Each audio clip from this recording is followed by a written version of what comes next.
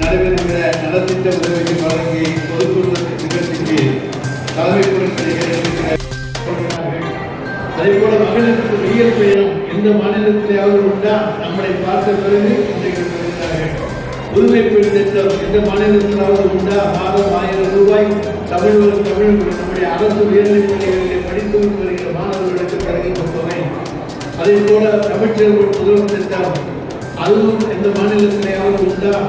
எல்லாம் எந்த நாட்டிலேயாவது காலையில உணவு பள்ளிகளுக்கு செல்கிற 1 முதல் 5ஆம் வகுப்பு வரை படிக்கின்ற தொடக்க பள்ளியில படிக்கிற மாணவர்களுக்கு உணவு தருகிற திட்டம் உண்டா? உலகத்துக்கே முதல் திட்டமாக அறிமுகப்படுத்தியது. இதை கனடா நாடு வரவேற்று அந்த கனடா நாட்டு பிரதமர் இந்தியாவிலே தமிழ்நாட்டினுடைய முதலமைச்சர் மு.க. ஸ்டாலின் அவர்கள் காலை உணவு திட்டத்தை அறிமுகப்படுத்தியிருக்கிறார்.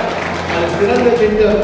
அந்த திட்டத்தை நாம் பயன்படுத்த வேண்டும், பின்பற்ற வேண்டும் என்று சொன்னால் இந்தியாவுக்கு மட்டுமல்ல உலகத்துக்கே வழிகாட்டுகிற திராவிட மாடல் ஆட்சியை முன்னெடுத்து செல்கிற அரசு தமிழ்நாடு அரசா இல்லையா?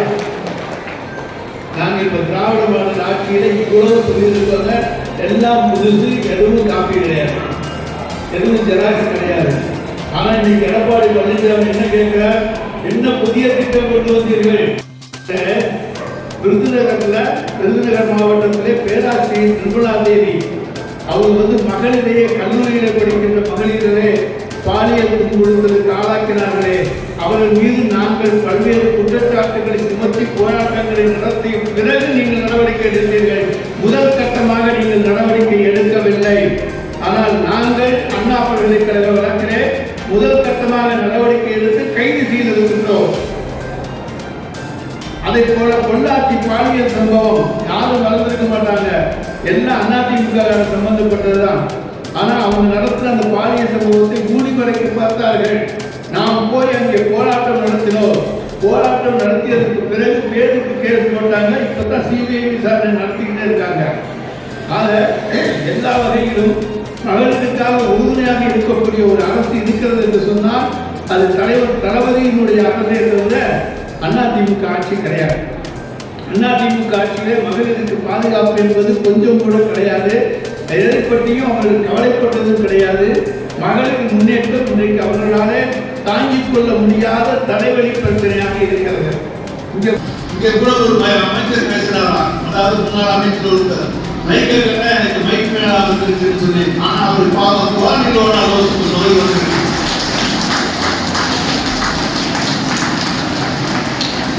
ஏன்னா அவருடைய பாதியில திருட்டுத்தனமாக வெட்டப்பட்டதாக 30 கோடி ரூபாய் மதிப்பீடு செய்யப்பட்டு 90 கோடி ரூபாய் அவருக்கு கை கூடப்பட்டிருக்கிறது. அப்ப அவருக்கு பாலினோட என்று சொன்னால் அது எது தப்புதுட்டா? எனவே மக்கள் பணத்தை சுரண்டுகின்றவர்கள், கொள்ளையடிக்கின்றவர்கள் அதிமுகவை சார்ந்தவர்கள் தவிர திராவிட முன்னேற்ற கழகத்தை சேர்ந்த யாரும் நாங்கள் மக்கள் பணத்தை சுரண்டவில்லை, கொள்ளையடிக்கவில்லை. எங்கள் மீது அப்படிப்பட்ட எந்த குற்றச்சாட்டுகளும் கிடையாது. ஆட்சியிலே இல்லாத போதும் மக்கள் பணத்தை சுரண்டுகின்றதுதான் இன்றைக்கு அதிமுக என்பதை மறந்து விடாதீர்கள். எனவே இப்படிப்பட்ட சூழ்நிலையை தான் திராவிட மாடல் ஆட்சியை முன்னெடுத்து செல்கிற திராவிட நாயகன் மாண்புமிகு தலைவர் தளபதி அவர்கள் இன்றைக்கு நம்முடைய கழகத்துடைய இளைஞரணி செயலாளர் உதயநிதி ஸ்டாலின் அவர்களுக்கு பிறந்தநாள் விழாவை நாங்கள் கொண்டாடி கொண்டிருக்கிறோம். அதில் என்ன தவறு இருக்கு? எங்க கட்சி எங்களுக்கு யார் தலைவராக இருக்க வேண்டும் என்பதை தேர்ந்தெடுக்க வேண்டியது எங்களுடைய உரிமை. அதிமுக உரிமை இல்லை, அது பாஜகவுக்கு உரிமை இல்லை.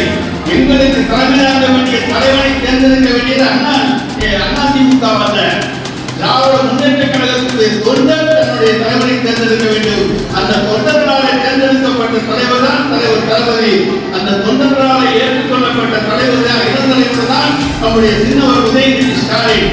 யாரும் இதை மறுக்க முடியாது. இந்த இயக்கத்தில் ஒரு சிறு தலைவர்களுக்கு கூட கிடையாது. ஆனால் அதிமுக அவ்வளவு சிறப்பு வச்சுட்டு அவங்க பேசுறாங்க, சின்னவருக்கு வாரிசு பட்டம் கொண்டிருக்கிறது. எந்த பட்டமும் நாங்கள் கட்ட வேண்டிய அவசியம் இல்லை, அது தானாக வராது. அவருடைய உழைப்பாளை கிடைக்கின்ற வெற்றி, அந்த வெற்றியை கூட பழனிசாமியால் உழைக்க முடியுமா? அது அதிமுகவில் யாராலும் உழைக்க முடியுமா? சின்னவர் தேர்தலிலே தேர்தல் களத்திலே உழைத்ததை போன்ற ஒரு மிகப்பெரிய உழைப்பை ஒரு இயக்கத்திற்கு யாராலும் பெற்றுத் தர முடியுமா? அந்த உழைப்புக்கு பரிசு நின்றவர்கள் பகுதியை தவிர அது வாரிசாக வந்ததல்ல. எனவே உழைப்பு இந்த மனிதனை உயர்த்தும், உழைப்பு ஒரு மனிதனை உருவாக்கும். அந்த உயர்ந்த இடத்துக்கு உழைப்பாளை வந்திருப்பவர்தான் எங்களுடைய சின்னவர் என சொல்லி வாய்ப்புக்கு நன்றி கூறி விடைபெற்றுக் கொள்கிறேன்.